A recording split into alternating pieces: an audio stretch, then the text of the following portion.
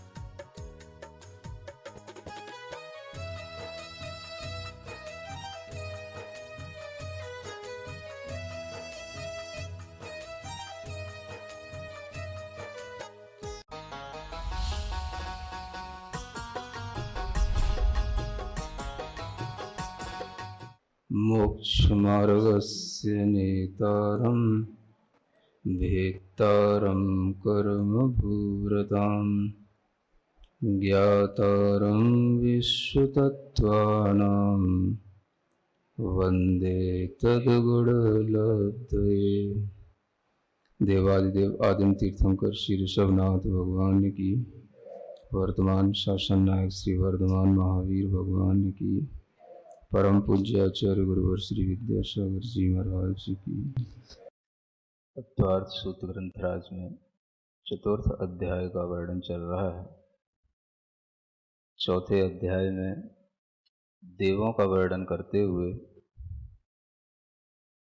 चार निकायों के माध्यम से देवों की भूमिका बनाई गई, जिसमें भवनवासी देवों के विशेष रूप से जो भेद इत्यादि होते हैं वो आपको बता दिए गए। व्यंतर देवों के विषय में जानने के लिए आगे का सूत्र पढ़ना है। व्यंतराः किन्नर किम पुरुष महोर गंधर्व यक्ष राक्षस भूत पिशाचाः। तो यहाँ पर भवनवासी देवों का वर्णन शुरू हुआ, इसके बाद में व्यंतर देवों का वर्णन प्रारंभ हो गया।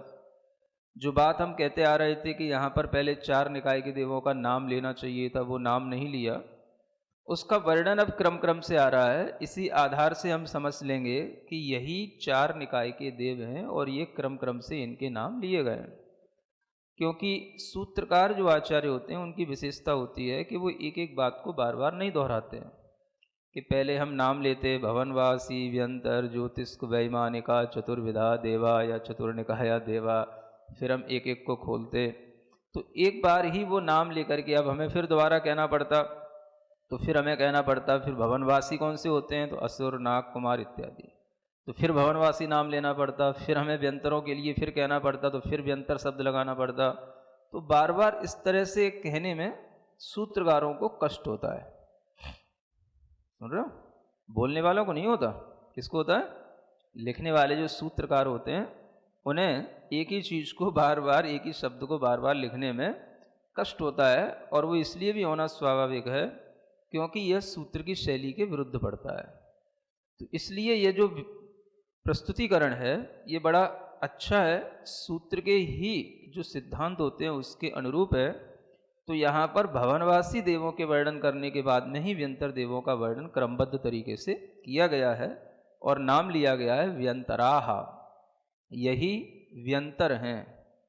सुन रहे हैं? व्यंतरों से तो आप लोग परिचित रहते ही हैं, कोई देव को जानते हो या ना जानते हो, व्यंतर देवों का परिचय सबके लिए है। तो अब वो व्यंतर देव कितने भेद वाले होते हैं वो यहाँ बताया, जो हम पहले बता चुके थे। दशाष्ट, ये कौन सा तीसरे नंबर का सूत्र आया था। तो इस सूत्र में जो अष्ट माने 10 भेद वाले तो हो गए भवनवासी, जिनका वर्णन कल कर चुके हैं। अब ये अष्ट भेद वाले व्यंतर देव होते हैं। इसी से स्पष्ट होता है कि यहाँ पर पहले भेद बता दिए गए, बाद में इनकी डिटेल से नाम बताया जा रहा है, क्योंकि इनका वर्णन ज़्यादा है ना। कभी कभी अगर हम देखें कि विधाएं अलग अलग तरीके से भी हो सकती हैं। हम एक सूत्रों की समीक्षा कर रहे हैं, सुन रहे हो ना? जैसे कि तत्वार सूत्र का दूसरा अध्याय था, 5 भावों का वर्णन किया, और 5 भावों का वर्णन करने से पहले 5 भावों के नाम लिखे, फिर उनकी संख्या लिखी, और फिर उनकी जो भी उनके मतलब क्लासिफिकेशन होते हैं वो किया है। तो ये एक पद्धति अपनाई दूसरे अध्याय में देखने को मिली। अब यहां पर पहले क्या कर दिया? विभाजन पहले कर दिया, 10, अष्ट, 5, 12 इत्यादि, है ना। अब नाम एक एक का उनके ही उपभेदों के साथ में बाद में लिया जा रहा है। सुन रहे हैं? ये भी एक सूत्रों के लिखने की पद्धति है, और जो दूसरे अध्याय में लिखा था वो भी एक सूत्रों के लिखने की पद्धति थी। तो दोनों पद्धतियों को हम अलग अलग रूप में समझ सकते हैं, माने सूत्रकार दोनों पद्धतियों को अपनाते हैं। ये बातें आपको कहीं टीका ग्रंथों में लिखी नहीं मिलेंगी। ये सोचने की बात है जो हम आपसे कह रहे हैं कि पूर्वा पर भी विचार किया करो। तो यहाँ पर व्यंतर देवों के विषय में बताने के लिए जो ये सूत्र आया है उसमें अब देखो आप व्यंतर देवों के कैसे भेद बताए जा रहे हैं। कहा जा रहा है सबसे पहले किन्नर, क्या भेद है? किन्नर जाति के ये व्यंतर देव हैं।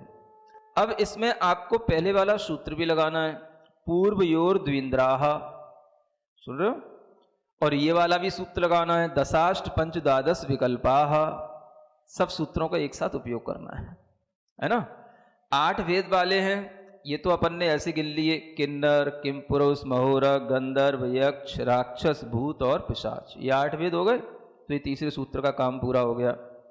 अब पूर्वयोर द्विंद्राः, पूर्व के जो निकाय हैं भवनवासी और व्यंतर, उनमें 2-2 इंद्र होते हैं।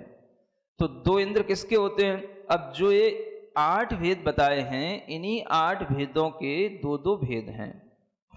तो कुछ लोगों के समझ नहीं आता कि अब ये 8 भेदों के 2-2 भेद कर दिए तो 16 हो जाने चाहिए। 16 तो हो गए, लेकिन 16 के साथ साथ क्या हम उसमें पूर्व वाले भेद भी जोड़े 8, कि उन्हीं 8 के हमने 2-2 कर दिए तो फिर उन्हीं के वो उपनाम हो गए। हाँ, तो वो वास्तव में उन्हीं के उपनाम ही समझना चाहिए। और उनके उपनाम करते हुए भी हम वहां पर केवल इंद्रों के ही नाम बता रहे हैं। जैसे यहां पर किन्नर देव हैं, तो व्यंतरों का तो एक निकाय हो गया, किन्नर उसमें एक विशेष जाति हो गई, है ना। जाति का मतलब समझते हैं ना, एक समूह विशेष जिसकी गतिविधियां एक जैसी हों उसको जाति कहा जाता है। जाति का मतलब किसी यहाँ खून से और किसी ब्लड ग्रुप से नहीं है या किसी संप्रदाय से नहीं है। जाति का मतलब होता है समूह, और एक जैसे समूह में एक जैसी ही गुणवत्ता को धारण करने वाले, एक जैसी एक्टिविटी रखने वाले जो लोग होते हैं, उनका जो समूह होता है उसको जाति कहते हैं। तो किन्नर जो है 8 प्रकार की जातियों में से एक जाति हो गई, सुन रहे हो। अब वो जाति तुम्हारा दिमाग यहाँ नहीं घूमना चाहिए जो मनुष्यों में सोचते हो जो मनुष्यों में किन्नर जाति मिलती है उधर नहीं ले जाना, ये व्यंतरों की किन्नर जाति बताई जा रही है। अब अगर हम देखें तो इस जाति में 2 इंद्र हैं, उन इंद्रों के जो नाम हैं वो इंद्रों के नाम भी क्या हैं? एक का नाम है किन्नर और एक इंद्र का नाम है किमपुरुष। अब देखो कंफ्यूज नहीं होना, यहां पर अगला वाला जो भेद आ रहा है दूसरा, उसका नाम भी किमपुरुष है, सुन रहे हो। तो वो किमपुरुष नाम की जाति अलग है, और यहां पर किन्नर जो जाति है उसके 2 इंद्र के रूप में 2 इंद्रों के नाम बताए जाते हैं, एक का नाम किन्नर है और एक का नाम किमपुरुष है। अब अंतर समझ में आएगा। एक किमपुरुष तो किन्नर का ही भेद हो गया, और एक किमपुरुष जो है अलग तरह की व्यंतर देवों की दूसरी वैरायटी है ना। तो इनके जो काम हैं वो भी कुछ थोड़ा सा इनके नाम के साथ में साम्य तो रखते हैं। अव्यंतर तो है ही, तो उछलना कूदना ये तो इनका एक जातिगत धर्म है ना। फिर इसके साथ में अब जैसे इनके नामों का वर्गीकरण किया जा रहा है कि ये किन्नर हैं, तो किन्नर का मतलब क्या होता है? जो विशेष राग वाले जो गाने इत्यादि गाने का जिन्हें शौक रहता है, विशेष राग वाले रति उत्पन्न करने वाले जो गीत वगैरह गाते हैं, उन्हें किन्नर कहा जाता है ना। अब ये किन्नर वर्तमान में जो आप नाम सुनते हो, वो किन्नर से इनका क्या साम्य है? तो इतनी इनकी जो क्रिया विधि है वो आपके लिए उस गुण के रूप में साम्यता को देखने में मिल सकती है, उसके साथ में साम्यता बैठ सकती है ना। वस्तुतः देखा जाए तो ये व्यंतरों के नाम भी बड़ा विचित्र से लगते हैं। जब ये किन्नर किम पुरुष, शाब्दिक अर्थ इसका देखा जाए तो किम माने होता है बुरा। किम जो उपसर्ग लगाया जाता है ये किस लिए? बुरे के अर्थ में आता है ना। जैसे किंकर, जो बुरा करने वाला होता है या अच्छा करने वाला नहीं होता, उसको किंकर कहा जाता है। बाद में इसी को नौकर के रूप में भी कहने लग जाते हैं। तो ये किन्नर माने अच्छे मनुष्य नहीं है ये। अब देव तो हैं, वो मनुष्य तो वैसे ही नहीं है। तो इनके नाम के आगे किन्नर और किम पुरुष ये जोड़ना भी अपने आप में एक बहुत बड़ी ऐतिहासिकता का विषय है कि व्यंतर देवों के ये जो दोनों नाम हैं, ये किन्नर और किम पुरुष के रूप में हैं। शायद इसलिए भी कि ऐसा ही व्यवहार मनुष्यों में भी देखने को मिलता है। ये तो नाम अनादिकाल के हैं और इन्हीं नामों के आधार पर जो मनुष्यों में भी जो व्यवहार देखने को मिलता है वह भी इसी नाम के आधार पर रखा हुआ हो सकता है। जिन्हें हम किन्नर कहते हैं, किम पुरुष कहते हैं, उनके काम भी कुछ इन्हीं व्यंतरों जैसे ही होते हैं। आगे कहा जा रहा है किम पुरुष, इनके भी दो भेद होंगे, दो इंद्र होंगे इनके, है ना। इनका नाम होता है सत्पुरुष और महापुरुष। अब सत्पुरुष नाम का किम पुरुष और महापुरुष नाम का किम पुरुष जाति का इंद्र, ये समझना है ना। मतलब ये तो किम पुरुष एक जाति हो गई और उसके जो दो इंद्र हो गए, तो वो दो इंद्र, एक सत्पुरुष उसका इंद्र का नाम है और एक महापुरुष इंद्र का नाम है। तो उस सीट पर जो कोई भी आकर के देव बनेगा वह इसी नाम वाला इंद्र कहलाएगा, है ना। यहां अलग अलग नाम नहीं रखे जाते हैं, जो नाम फिक्स हैं वही नाम वहां पर देव उत्पन्न होने के बाद प्राप्त करेंगे। अगर वो व्यंतरों का इंद्र बना है तो इन्हीं दो नामों में से किम पुरुष जाति के अगर इंद्र बना है तो इन्हीं दो नामों में से कोई एक नाम उसका होगा, एक सत्पुरुष या महापुरुष। तो ये दोनों इंद्र हैं, इन दोनों की अपनी अलग अलग, है ना, सेनाएं भी होती हैं, व्यवस्थाएं भी होती हैं। इस तरह से इनका अपना अलग अलग भी चलता है क्रियाकलाप। तो ये हो गए। उसके बाद में व्यंतरा किन्नर किम पुरुष महोरग, ये भी एक व्यंतरों की जाति विशेष है। क्या बोलते हैं? महोरग। महोरग का मतलब होता है महाउरग, उरग माना होता है सर्प, है ना।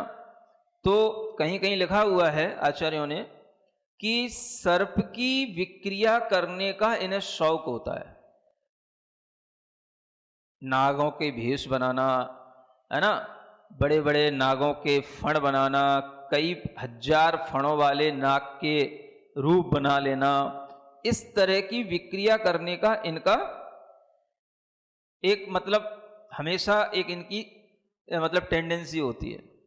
इस कारण से इनका यह महोरग जो नाम है यह भी अपने आप में इनके साथ में बिल्कुल सूट होता है।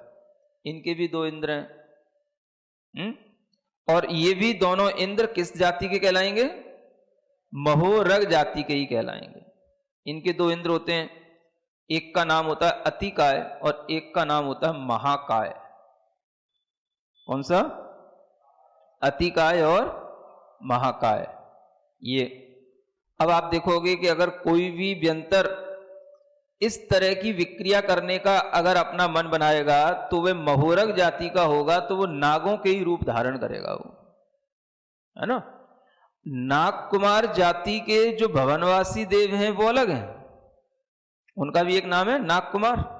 उनके भी दो इंद्र थे, धरणानंद और भूतानंद थे ना नाम। तो उसमें भी धर्णेंद्र हैं, भूतेंद्र हैं, उनमें भी ये नाग की विशेषता है, वो नाग कुमार जाति के भवनवासी देव हैं। उनके मुकुटों पर भी नाग आदि के चिन्ह लगे होंगे। लेकिन ये जो व्यंतर जाति के देव हैं, ये अपनी विक्रिया इस रूप में करेंगे, इनको ये शौक होता है। इसलिए जगह जगह पर तरह तरह के, कई बार जो सर्पों के भी आपको है ना, कहीं किसी तरह का रूप दिखाई दे गया, या कहीं कोई विशेष जो है आ गया, फिर नहीं दिखाई दिया, कहाँ बिल में चला गया, कुछ पता नहीं पड़ा। ये सब तरह तरह की, इस तरह के इनके अंदर ये एक कौतुक करने का इनका भाव रहता है? हाँ, मूछ वाले नाग भी होते हैं, समझ आ रहा है ना, तरह तरह की वो अपनी संरचना कुछ भी उत्तर शरीर के साथ में बना सकते हैं। तो ये इनका स्वरूप हो गया। फिर महोरक के बाद में आ जाते हैं गंधर्व। क्या कहलाते हैं? गंधर्व। ये तो प्रसिद्ध जाति है ही। गंधर्व का मतलब क्या होता है? गाने बजाने वाले, है ना, ये भी गाने बजाने वाले ही होते हैं, नाचने वाले, गाने बजाने वाले, है ना? तो ये भी जो है इसी तरीके के शौक रखते हैं। जब इंद्र वगैरह आगे चलते हैं तो उनके आगे भी नाचते गाते चलेंगे, और जब भगवान के कोई भी कल्याणक वगैरह होंगे तो तब भी इनकी नियुक्ति इसी रूप में रहेगी, आगे आगे बीन बजाते जाना है ना। तो वो भी इसी तरीके का इनका काम रहता है। आप पढ़ना कि जब विष्णु कुमार मुनि ने विक्रिया की थी, उस समय पर उनकी प्रशंसा करने के लिए यही जो गंधर्व, किन्नर आदि जाति के देव आए थे। समझ आ रहा है? ये मतलब जय जयकार करने और ये तरह तरह के वाद्य यंत्र बजाने, नाचने, उस तरह का एक हर्ष पैदा करने के लिए वातावरण में, आपने बहुत अच्छा किया, आपने बहुत अच्छा किया, तो मतलब वो प्रशंसा करने के लिए ये व्यंतर देव ही वहां पर आए थे। तो ये वही देव हैं। ये गंधर्व देवों का काम यही होता है। कहीं पर भी गाने बजाने का काम होगा तो इनको ही आमंत्रित किया जाता है ना। जैसे आप लोग कोई रथ यात्रा वगैरह निकालते हैं तो पार्टियों को आमंत्रित करते हैं, बैंड वालों को आमंत्रित करते हैं, वैसे ही इंद्र के माध्यम से भी, इंद्र के लिए भी या कहीं भगवान के लिए भी कोई इस तरीके का काम होगा तो वहां पर इन्हीं का जो है फिक्स है आमंत्रण, गंधर्वों का, किन्नरों का, ये सब अपनी अपनी पार्टियां संभालते हैं। और इनके भी दो इंद्र हैं, इनके नाम होते हैं गीत रति और गीत यश, है ना, जिनके नाम भी यही बता रहे हैं कि रति में, गीतों में रति रखना, इसका नाम हो गया गीत रति, है ना। और किसी के यश का बखान करना, इसको बोलते हैं गीत यश। ये भी जैसे किसी ने कोई अच्छा काम किया तो उसके यश को बखान करना, है ना, आपने बहुत अच्छा किया, आपने बहुत अच्छा किया, तरह तरह की प्रशंसाएं मानना, ये जो है इस तरह के, ये गंधर्व जाति के ये देव होते हैं, इनके काम होते हैं। फिर आपने यक्षों के नाम तो सुनी रखे हैं, हाँ? तो जब भी कभी यक्ष के नाम आएंगे खास तौर से, तो उसमें यक्षों के दो इंद्र होते हैं, एक पूर्णभद्र और एक मणिभद्र, है ना। इन यक्षों का काम भी यही होता है कि भगवान के आगे आगे कोई ना कोई, जैसे अपने मतलब कोई भी बारात वगैरह होती है या कोई रथ महोत्सव होता है तो आगे आगे कुछ ना कुछ, जैसे दर्पण या कोई झंडा या कोई आगे कोई जो है बड़ा कोई प्रतीक चिन्ह लेकर के जैसे चलना, है ना, इस तरीके का काम, यही काम इन यक्षों का होता है। किसी भी यात्रा के समय पर आगे सबसे पहले हम खड़े हैं, तो वो आगे जो है कोई भी अच्छा जो प्रतीक चिन्ह होगा उसको लेकर के चलना। जहां भगवान विराजमान होते हैं, गंधकुटी होती है, उस गंधकुटी में 3 कटनी होती हैं, है ना, तो उन कटनियों में भी सबसे पहली कटनी पर इन्हीं यक्षों को खड़ा किया जाता है। हाँ, और कोई भी मंदिर बनता है, वेदी बनती है, तो उसके परकर में भी खम्भों पर यही यक्ष खड़े होते हैं, है ना। तो ये इस तरीके की इनकी शोभा है, जिनेंद्र भगवान के साथ में इनकी यह शोभा है, और इस तरीके से की शोभा होने से ही ये शोभा को प्राप्त होते हैं। समझ में आ रहा है? इन्हें अगर इतना ही स्थान मिल जाए तो ये बड़े खुश हो जाते हैं, बस हमको काम मिल गया, जगह मिल गई, ठीक है ना, यही इनकी शोभा है, इससे ज्यादा कुछ ये चाहते भी नहीं है। तो भगवान की निकटता है इनके लिए, तो इसलिए आपको इतना नहीं सोचना कि ये भगवान के बहुत निकट हैं तो हम इनकी निकटता बना लेंगे, तो हम इनके निकट होने से भगवान के निकट पहुंच जाएंगे, है ना। इसकी कोई जरूरत नहीं है, आप डायरेक्ट भी भगवान के निकट पहुंच सकते हो। ये तो बस इनका इतना ही नियोग है, अपना काम करेंगे, चाहे आप इनको देखो या ना देखो। तो ये यक्ष जाति के देव हो गए। फिर होते हैं राक्षस, है ना। नाम सुनते ही आपको क्या याद आता है? कोई विशाल काय जीव निकालने वाला काला कूला, है ऐसा कोई बड़ा राक्षस जाति का कोई आदमी हो और वो मांस वगैरह खाता हो, उसको बोलते हैं राक्षस। ऐसा सोचते हो ना। तो ये तो आप ध्यान में रखना कि इन सब देवों का मांस खाने से कोई संबंध नहीं, इन सब देवों का गलत काम करने से भी कोई संबंध नहीं। ये तो इनके नाम हैं, और देवों के जो खाने पीने के जो तौर तरीके वो तो आप जानते ही हो कि सभी मानसिक आहार, अमृत वाला आहार करते हैं। राक्षस इनकी जाति जरूर है, लेकिन अगर हम यूं कहें कि राक्षस जाति के देव हैं, मांस खाते हैं, तो ये इनका अवर्णवाद कहलाएगा। क्या बोलते हैं इसको? अवर्णवाद। आगे एक शब्द आएगा, है ना, तो उसमें बताया जाएगा कि ये अवर्णवाद कहलाते हैं। तो इस तरीके से कभी भी देवों के बारे में नहीं सोचना कि ये मांस खाते हैं, कि ये जो है बुरे बुरे आकार वाले होते हैं, या ये कोई राक्षसों जैसी ही आकृति धारण करते हैं, या वैसे ही बड़े बड़े दांत निकालते हैं, कि बड़े बड़े जूट जटाएं रखते हैं।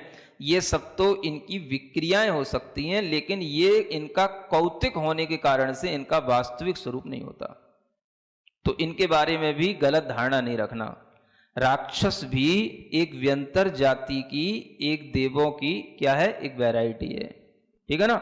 और इन राक्षस जाति के जो देव हैं, इनमें भी दो इंद्र हैं, और एक इंद्र का नाम है भीम और दूसरे का नाम है महाभीम। एक भूत नाम के और बचे, है ना। देखो सबरी जितनी भी डरावनी चीजें हैं सब यही व्यंतरों के ही पास हैं। इन सब नामों में से, सब नामों से अधिकतर लोग परिचित ही हैं, है ना। गंधर्व से, यक्ष से, राक्षस से, किन्नरों से सब परिचित हैं। मतलब ये मनुष्यों के अति निकट रहते हैं, है ना।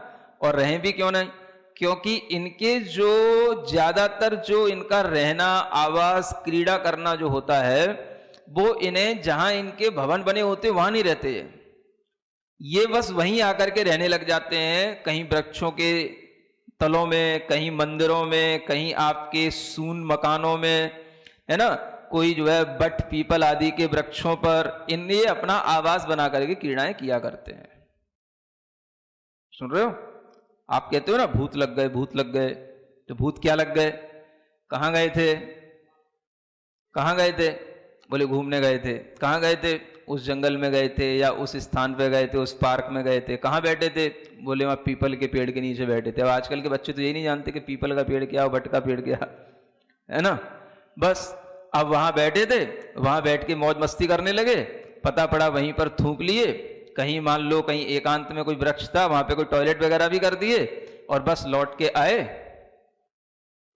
जब से आए सिर भारी भारी हो रहा है, यानी क्या क्या दिखाई दे रहा है, चक्कर आ रहे हैं, और तब से जो है इस बेटी का दिमाग जो है पता नहीं कैसा डिस्टर्ब हो गया है, जब से वहां से आई है लौट के। हाँ, क्या हो गया? अब आजकल के बेटों बेटियों को ये भी तो एक भय नहीं रहा कि हम कहाँ जा रहे हैं, कहाँ पर हमें क्या क्या करना चाहिए, कौन से स्थानों पर बैठने से पहले, कुछ करने से पहले हमें क्या बोलना चाहिए, है ना। तो ये सब कोई उनको सिखाया तो जाता नहीं। निश्चय ही निश्चय ही निश्चय ही बोलना, किसी भी एकांत स्थान में, शून्य स्थान में घुसने से पहले निश्चय ही निश्चय ही निश्चय बोला जाता है। ये शब्द बोलते ही वो देव लोग सतर्क हो जाते हैं कि हाँ यहां पर कोई आया है, और किसी ने जो है अपनी प्रेजेंट लगाने से पहले हमारी प्रेजेंट का भी रेस्पेक्ट किया है। समझ आ रहा है? ये शब्द इस बात का सूचक है। जो बच्चे जानते हैं तो वो करते हैं। ये उस सब स्थानों के लिए कहा जाता है जो स्थान शून्य हो, एकांत हो, जहां पर कोई जाता जाता नहीं हो। उन स्थानों पर बैठने, उठने, खेलने, कूदने से पहले ये वहां पर ये शब्द जरूर बोलना। समझ आ रहा है? आजकल की बेटियां जब उनका ये अशुद्धि का समय होता है, अब उसी समय पे मान लो पिकनिक का टाइम आ गया, चली गई, चली तो गई, लेकिन ऐसे टाइम पर अगर कहीं ऐसे स्थानों पर जाकर के कहीं घूम फिर लिए, खेल लिए, और ऐसी जगहों पर जहां पर ये अशुद्धि में है, और वहां पर अगर कहीं कोई व्यंतरों का खेलना आवास वगैरह रहा है, तो ये व्यंतर ऐसे लोगों के पीछे ज्यादा पड़ते हैं। समझ आ रहा है? अशुद्धि में है कोई और उस स्थान पर जा गए जहां पर व्यंतर पहले से अपना आवास बनाए हुए थे, तो वो व्यंतर फिर अब छोड़ेंगे नहीं।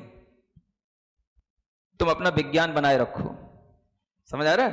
क्या होता है, सब कुछ एक जैसे ही होता है, कोई विशेष क्या होता है? समझ आ रहा है ना? ऐसा जो बोलने वाले होते हैं, उन्हें जब कोई ऐसे भूत लगते हैं ना, तभी उन्हें समझ में आता है क्या होता है, फिर भूत उतारने पड़ते हैं। तो ये ध्यान रखें, इनके जो दो भेद हैं, एक का नाम है प्रतिरूप और एक का नाम है अप्रतिरूप। ये कौन के? भूत। अप्रतिरूप नाम भी ऐसे ही हो गया कि जैसे कोई भूत हो और उसका कोई प्रतिरूप हो, है ना, वैसा ही कोई रूप बनाने वाला हो। तो इस तरीके के ये रूप बनाने में कुशल होने के कारण से ये भूत जाति के देव कहलाते हैं। और अब क्या बचा? पिशाच। पिशाच को भी ऐसा ही कहा जाता है। कहीं शमशान घाट में कोई भूत पिशाच नाचते ही रहते हैं। हाँ, ऐसे स्थानों में अक्सर ये लोग रहा भी करते हैं, और उन स्थानों में अगर कभी आपका आना जाना होगा तो ये आपके लिए डराएंगे भी।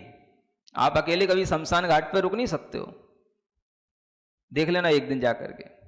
समझ आ रहा है ना? हाँ, इतनी तुमको घंटियां और इतने तुमको तरह तरह की आवाजें सुनाई पड़ेंगी कि दूसरे दिन से जाने ही भूल जाओगे। पिशाच का मतलब है जो आज के मतलब जो परिप्रेक्ष्य में जो लोग समझते हैं, पिशाच का मतलब भी होता है राक्षस की तरह ही मांस इत्यादि खाने वाला, या जो शमशान घाटों पर जो पड़ा रहता है ना, जो डेड बॉडी, उसका जो है उपयोग करने वाले सब पिशाच होते हैं। तो ऐसा कुछ नहीं होता, ये सिर्फ डराने के लिए है। इन्हें मजा आता है जब ये मनुष्यों को भगाते हैं और मनुष्य भागे, तो बस इसी में इनको मजा आता है। समझ आ रहा है ना? तो इस तरीके के इनके कौतुक क्यों है, इसीलिए व्यंतर कहलाते हैं। इनके वही काम है। तो इस तरीके से ये पिशाच भी होते हैं, भूत भी होते हैं, होते सब हैं, लेकिन ये बिना वजह किसी के लिए कुछ नहीं करते हैं। अगर हम कहीं इनके लिए कोई बाधा पैदा करते हैं तो ये हमारे लिए बाधा पैदा करेंगे। इनके भी दो इंद्र हैं, एक काल कहलाता है, एक महाकाल कहलाता है ना? तो इस तरीके से एक तरीके का सबके नाम भी बस डेंजरस हैं, काल, महाकाल, भीम, अति भीम। समझ आ रहा है ना? ऐसे जो है जिनके नाम उनकी जाति के नाम जैसे हैं भूत पिशाच, वैसे ही उनके इंद्रों के भी नाम है ना? तो व्यंतरों को भी अच्छे ढंग से जान लो, ये सब क्या है? देव हैं, और ये बड़े छोटे छोटे देव हैं अगर देखा जाए तो। क्या समझ में आ रहा है? इतने छोटे देव हैं कि इनकी अगर हम जब आगे आपको वैमानिक देवों का वर्णन करेंगे तब आप इनसे कंपेयर करना, तब आपको पता पड़ेगा कितने छोटे देव हैं। देवों का छोटापन इस बात से नापा जाता है कि इनमें विक्रिया करने की कितनी शक्ति है, या इनके अंदर कितनी सामर्थ्य है, ये क्या कर सकते हैं। समझ आ रहा है? तो आचार्य कहते हैं इनकी आयु भी इतनी ज्यादा नहीं होती है जितनी वैमानिक देवों की आयु होती है। वैमानिक देवों की आयु सागरों में होती है, कई पल्युपम की होती है, और इनकी आयु मिनिमम इनकी 10,000 वर्ष की आयु भी होती है, और अधिकतर आयु होगी उत्कृष्ट तो 1 पल्ल की होगी, है ना? कल भी आपको बताया था कि 10,000 वर्ष की आयु वाला देव, चाहे वो भवनवासी हो, चाहे व्यंतर हो, या और कोई हो, उसको आहार भी जो है 2 दिन के अंतराल में करना पड़ेगा। अब समझो इनके दुख भी कितने बड़े हैं। जब आपको वैमानिक देवों की बात बताऊंगा तब आपको लगेगा कितने 1000 वर्ष बाद उन्हें आहार करने का मौका मिलता है, और ये हर 2 दिन बाद आहार करना है इनको, मानसिक आहार, है ना? और ये अगर श्वास लेते हैं तो अगर ये 2 दिन बाद आहार करते हैं तो इनको 7 श्वासोच्छ्वास के बाद में इनको एक उच्छ्वास लेना पड़ता है। मतलब इन्हें जल्दी जल्दी श्वास भी लेना है, जल्दी जल्दी आहार भी करना है। और अगर कोई पल्य प्रमाण आयु वाला देव होगा, एक पल्य की जिसकी आयु होगी, तो वह 5 दिन बाद आहार करेगा, मानसिक आहार उसका 5 दिन बाद होगा, और श्वास भी उसकी 5 मुहूर्त के बाद उसे लेनी पड़ेगी। 5 मुहूर्त का मतलब एक मुहूर्त में कितना, 48 मिनट बस। मतलब एक दिन में तो कई बार श्वास ले लेंगे वो 24 घंटे के अंदर। तो इतना इनके अंदर की शक्ति भी कम है। और अगर ये विक्रिया भी करते हैं तो आचार्य कहते हैं इनकी विक्रिया जघन्य भी होती है, उत्कृष्ट भी होती है। उत्कृष्ट से उत्कृष्ट अगर इनकी विक्रिया होगी तो एक साथ 100 रूप बना सकते हैं, इससे ज्यादा नहीं। कितने? 100 एक साथ। तो ये कोई बहुत ज्यादा नहीं होता। जब आपको वैमानिक देवों के बारे में पढ़ने को मिलेगा तो लगेगा कि ये तो कुछ भी नहीं है। इनकी सामर्थ्य है 100 मनुष्यों को ये पछाड़ सकते हैं। अगर कोई अच्छा, मतलब कहना चाहिए 10,000 वर्ष की आयु वाला अगर देव होगा तो उसकी सामर्थ्य इतनी होगी कि बस ये कितने 100 मनुष्यों को पछाड़ पाए हैं। और अगर कहीं एक पल्ले की आयु वाला कोई व्यंतर देव होगा तो उसकी सामर्थ्य होगी वो 6 खंड में भी उथल पुथल मचा सकता है। कितने? हाँ, पूरे जम्बूद्वीप की सामर्थ्य नहीं उसकी। कितनी? केवल बस भरत आदि क्षेत्र में जो 6 खंड हैं, भरत क्षेत्र के अंदर वो 6 खंड, 5 मिलिक्ष खंड और 1, इनमें उथल पुथल मचा सकता है। इतनी इनकी सामर्थ्य होती है। बाकी के और देवों की सामर्थ्य आपको और बड़ी बड़ी भी दिखाई देगी। इस तरीके के ये जो इन लोगों की सामर्थ्य अगर हम देखें तो कोई बहुत ज्यादा नहीं होती है। 100 आदमियों को पछाड़ना या 100 आदमी के बराबर बल रखना, इससे ज्यादा बल तो बड़े बड़े जो ये नारायण या चक्रवर्ती या बलदेव या और भी जो कोई महापुरुष होते थे उनमें होता है। समझ में आ रहा है? लेकिन ये बात अलग है कि आज के महापुरुषों से तो ये डरने वाले नहीं है, क्योंकि आज के पुरुषों में तो इतना बल है नहीं कि 100 पुरुषों को पछाड़ सकें। मतलब ये कि ऐसे ये व्यंतर देव उन महापुरुषों के सब ये क्या होते हैं? दास होते हैं, जिनमें इनसे ज्यादा शक्ति होती है। व्यंतर देव भी इनकी सेवा करते हैं, तो इनसे डरने की जरूरत नहीं है। समझदारी की बात यह है कि हम केवल इनका स्वरूप समझें, बस, है ना। जो है सो उस तरीके से होता रहता है, उसके लिए हमें कुछ भी नहीं करना। हाँ, इतना जरूर है कि इनके जैसे व्यंतर नाम हैं, जैसे इनके गुण हैं, वैसे ही इनके शरीर के जो मूल जो शरीर होता है उनका रंग भी सबका काला ही मिलेगा आपको। एकमात्र स्वर्ण के रंग के जो दूसरे नंबर के कौन से किम पुरुष जाति के बस ये देव हैं, इनका बस केवल स्वर्ण के रंग का कहा है। और किन्नरों का जो रंग है वो एक प्रियंगु फल होता है, जिसे हम जामुन कहते हैं, जामुन, है ना, वैसे नीले रंग का होता है। और बाकी के सब जितने भी हैं सब श्यामल श्यामल श्यामल कज्जल काले रंग के, बिल्कुल। जो ये लास्ट के पिशाच वगैरह हैं ये तो काले शरीर वाले होते हैं, है ना। लेकिन फिर भी इनका शरीर जैसा भी होगा अपने लिए आभावान होगा, क्योंकि देव हैं ये। तो मूल शरीर तो इनका इस रंग का है, लेकिन उत्तर शरीर से ये अनेक तरीके की विक्रियाएं करके आपको तरह तरह से भेष बना के डराते हैं। जबकि सबका जो संस्थान होता है वो सब कैसा होता है? समचतुरस्र संस्थान। समझ आ रहा है? देवों का कोई भी हुलिया बुरा नहीं होता है, कोई भी आकृति बुरी नहीं होती है देवों की, है ना। न किसी के दांत बाहर निकलते हैं, न किसी के जो है जुल्फें बाहर निकलती हैं। ये सब जो है उनके बाल तो होते ही नहीं। देवों के शरीर में बाल कहाँ होते हैं? ये तो सब जो है विक्रिया बना करके आपको डराने वाली चीजें हैं। मूल में ये सब अच्छे, सुंदर और अपने आप में आकर्षक, अपने ही समुदाय में आकर्षक लोग होते हैं। और ये सब अच्छे ढंग से जो है अपना अपने काम में मस्त रहते हैं, अपनी अपनी क्रीड़ाओं में मस्त रहते हैं। ये इनके काम है। सिरिजिणवाणी जग कल्याणी जग जन मदतम मोरी जड़मण हारी गड़हर हारी, जम जरा भव रोग हरि।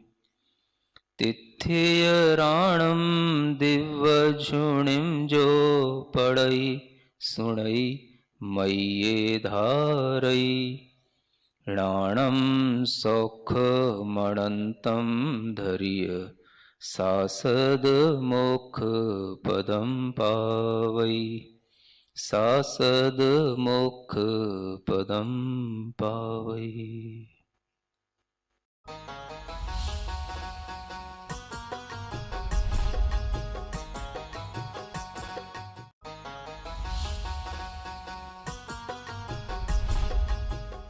इस कार्यक्रम के पुण्यार्चक थे